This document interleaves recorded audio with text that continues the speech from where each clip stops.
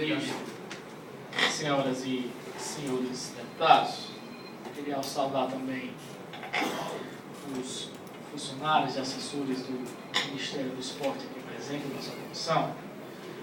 Ministro, inicialmente eu queria agradecer a presença de Vossa Excelência, que como sempre muito solícito a esta casa, deputado que é, colega nosso, eu que como presidente dessa comissão pude testemunhar a mesma forma democrática que Vossa Excelência sempre pautou as suas vindas aqui no Congresso Nacional, especificamente na nossa comissão. E registrar que, sem dúvida alguma, um dos poucos acertos do governo federal nos últimos meses foi a permanência de Vossa Excelência. Convencer a Vossa Excelência que seria muito importante pela sua história, pela sua competência, por tudo que vem feito pelo esporte brasileiro, e tudo que já vem fazendo, não só como deputado federal, mas na sua vida pública, que ter uma figura como Vossa Excelência, com a credibilidade que tem na sociedade brasileira, num momento tão importante para o país, como é a Copa do Mundo, seria de fundamental importância. Vossa Excelência aceitou o desafio de continuar no Ministério do Esporte, mesmo fazendo o sacrifício de não ser candidato esse ano, com colocar o seu nome respeitado, mais uma vez, à disposição do povo de São Paulo, e, consequentemente, também colocar o seu trabalho à disposição da nação brasileira, mas está numa grande missão, e uma missão que tem dado conta do recado e tem demonstrado que a sua história ela se encontra agora com esse momento especial que o Brasil vive. Vossa Excelência já pôde, durante a sua fala, inclusive tirar praticamente todas as dúvidas que eu iria falar aqui em relação à geração de emprego durante a Copa do Mundo, em relação aos investimentos que o governo federal tem feito através do Ministério dos Esportes, seja em diversas modalidades, seja no esporte olímpico, no esporte amador, no incentivo também à revelação de novos atletas. Vossa Excelência acabou de dizer que nunca houve tantos investimentos no esporte brasileiro como na gestão de Vossa Excelência. Então essa é uma das dúvidas que eu queria tirar. Até porque, ministro, é importante fazer um registro aqui. A gente sente, às vezes, apesar da sensibilidade de Vossa Excelência, da grande equipe que Vossa Excelência formou, que às vezes a gente vê o orçamento do Ministério um pouco enxuto, um pouco com dificuldade, Vossa Excelência querendo fazer mais, a equipe querendo fazer mais, e a gente sente uma certa dificuldade orçamentária em relação ao Ministério. Então, uma das perguntas que eu faria a Vossa Excelência é justamente sobre isso.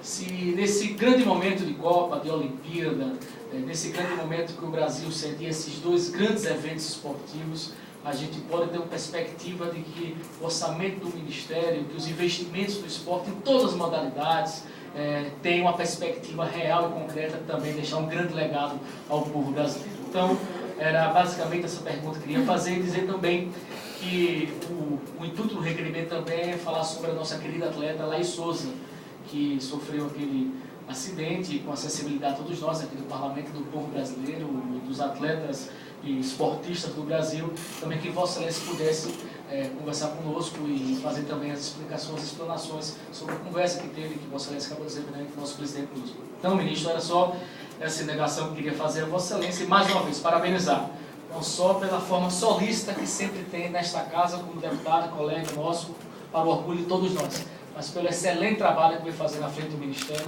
orgulhando o esporte brasileiro e o povo do nosso país. Eu queria agradecer ao deputado Haddad Filho pela execução dos minutos, que foram extremamente precisos, e gostaria também de que os próximos também pudessem acrescentar para dar oportunidade aos outros deputados. Com a palavra o deputado Rubens Bueno.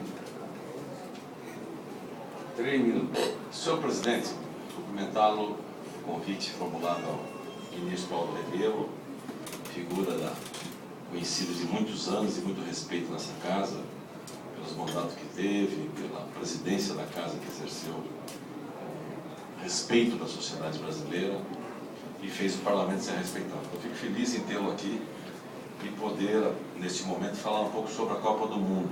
Os comentários feitos, eles têm razão de ser. O fato que é mais importante, que chama a atenção, é que o Brasil percorreu o mundo, o presidente Lula, fazendo campanha para o Brasil ser país sede da Copa do Mundo. E foi isso acontecendo em outubro de 2007. E as coisas começaram a acontecer para a Copa do Mundo em 2011. De lá para cá, de fato, alguma coisa começou a acontecer, até o atropelamento da Lei 8666, que é uma lei que nós fizemos lá em 93, quando o deputado estava aqui, uma lei importante para o país. E, de repente, a RDC, que isso era o compromisso do governo, servir só para a Copa do Mundo, em virtude do tempo, escasso tempo para fazer tantas obras. Agora o RDC foi aprovado semana passada aqui com a maioria governista para tudo que é licitação do governo federal. Mas nós tivemos, até a Comissão de Esportes fez uma visita a Londres, foi lá conhecer o legado dos Jogos Olímpicos. Tem um relatório muito interessante da comissão. Uma área degradada de Londres, de repente aquela área se transformou no local dos Jogos Olímpicos. Estão todo esse espaço sendo aproveitado para residências, hospitais, enfim, um bairro que transformou aquela região de Londres. Acho que é um fato muito importante. Fomos à África do Sul conhecer o legado da Copa da África do Sul e pudemos observar lá que fica um legado, evidente que fica. Cresceu o turismo internacional e fez a África do Sul presente no mundo, apesar de toda aquela imagem de violência que se tinha a respeito da África do Sul. E a Copa transcorreu dentro do Sul da tranquilidade.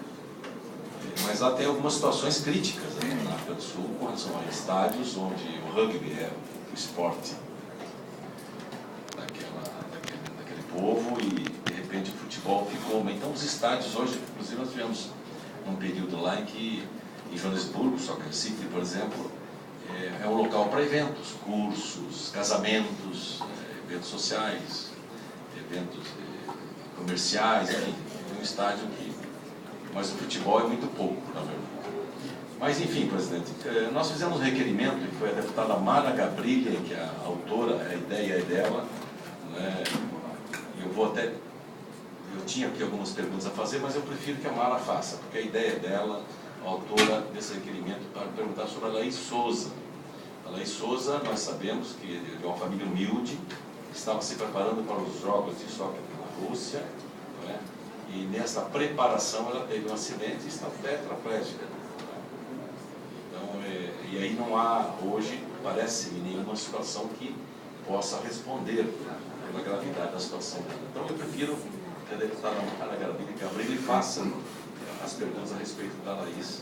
Se tiver algum problema, depois eu voltaria na pergunta. Muito obrigado e obrigado pela presença. Quero agradecer também ao deputado Rodrigo Bueno pela precisão do respeito ao tempo. Com a palavra, deputada Mara Gabrilha. Obrigada, deputado. Obrigada, deputado Rubens. Ministro, muita honra receber aqui, poder discutir esse assunto com o senhor. Eu confesso que assim, é um tema que me emociona. Eu acabo me vendo muito na pele da Laís. Eu posso imaginar, sim, saber que uma lesão medular é causa de mudança de percurso na vida de uma pessoa. Além da capacidade de movimentos, que hoje ninguém nesse planeta tem condição de dizer quando a Laís voltará a se mexer, e ainda tem toda uma questão do custo de vida, do custo da reabilitação, do custo da vida numa situação onde ela está e que ela precisa de um cuidador 24 horas por dia, porque ela não mexe os braços, assim como eu, e é uma situação que você acaba tendo que pagar por equipamentos para fazer xixi, para usar o dia a dia, até para comer. Você precisa de uma estrutura que segure isso. Eu sei que a Laís, ela está numa situação, né, em que o COB hoje mantém o começo do tratamento dela de uma forma exemplar. Eu sei que ela tem muita gratidão por isso. E sei também que ela tem muita incerteza, muita insegurança, muita preocupação. A Laís, ela começou a ingressar na vida de ginasta com 4 anos de idade. Em 2001, ela passou a integrar a equipe brasileira de ginástica olímpica. ela se dedicou, ela deu o sangue e a vida pelo Brasil de uma forma que chegou em 2013, ela mudou de esporte. Ela passou a fazer parte de um esporte de altíssimo risco. E aconteceu o que aconteceu. Eu tenho várias questões que eu venho pensando, refletindo. Primeiro, assim como cidadã brasileira, a Laís tem direito à aposentadoria por invalidez, tem direito a uma aposentadoria por acidente de trabalho e ela tem direito a um tratamento, uma reabilitação oferecida por tempo indeterminado pelo SUS. Mas ela tem direito a algum tipo de indenização? Eu fico imaginando como que o COB vai lidar com essa situação, porque pelo que eu li nos jornais, em mais 3 meses, talvez agora uns 2 meses e meio, o COB interrompa essa ajuda para a Laís. E quem vai liderar esse processo? Porque direito ela tem. Como que o Brasil vai recompensá-la por todo o esforço e dedicação que ela trouxe para o país? Eu sempre comento que eu sou uma pessoa muito privilegiada por ter cursado 2 faculdades antes de quebrar o pescoço. Porque a dificuldade de um brasileiro de conseguir estudar no ensino fundamental, já que só 17% das escolas brasileiras têm acessibilidade, e conseguir chegar numa universidade é muito difícil. Se eu hoje estou aqui, ministro, sem mexer o músculo do pescoço para baixo, é porque eu tive toda uma situação de privilégio, recurso, por parte da minha família, né, por parte de todo um trabalho desde o princípio, e eu fico muito preocupada, não só os 45 milhões de brasileiros que têm algum tipo de deficiência, mas no caso da Laís, ela trabalhava pelo país, ela se dedicava ao país. E eu tenho muito apreço pelo senhor, e acredito muito que o senhor vai me ajudar a pensar em formas. Será que seria pela previdência de fazermos alguma coisa? Eu estou aqui com a Lei Pelé. Curiosamente, a Lei Pelé... Eu vou até ler o artigo, posso? É rapidinho. As entidades de prática desportiva são obrigadas a contratar seguro de vida e de acidentes pessoais vinculado à atividade desportiva para os atletas profissionais, com o objetivo de cobrir os riscos a que eles estão sujeitos. A importância assegurada deve garantir ao atleta profissional ou ao beneficiário, por ele indicado no contrato de seguro, o direito à indenização mínima correspondente ao valor anual da remuneração pactuada, incluído pela Lei 2.395. A entidade de prática desportiva é responsável pelas despesas médico-hospitalares e de medicamentos necessários ao restabelecimento do atleta enquanto a seguradora não fizer o pagamento de indenização a que se refere o primeiro parágrafo desse artigo. Isso é só válido para jogadores de futebol. Por que a gente não pode estender isso para outros atletas que são profissionais e estão trabalhando pelo Brasil? E mesmo muitos atletas não profissionais que também estão inseridos em clubes e que praticam esportes e representam o nosso país. É claro que se... Imagina se a Laís tivesse conseguido. Estava olhando aqui, ela trouxe várias medalhas, assim, sendo a melhor colocada. A melhor colocação brasileira nos Jogos, nas Olimpíadas de Pequim. Assim, a melhor posição brasileira nas Olimpíadas de Atenas. E um monte de medalhas conquistadas. Ela estaria chegando no Brasil, trazendo medalha, e muitos de nós, e muitos do governo brasileiro, tirando foto com ela, com orgulho dela ser brasileira. E aí eu pensei agora, o que a gente vai fazer por ela? Então a gente não pode... A reabilitação dela está sendo muito bem feita. Ela está lá em Miami, mas ela vive uma insegurança terrível. Ela não cursou uma faculdade. A família dela não tem recurso.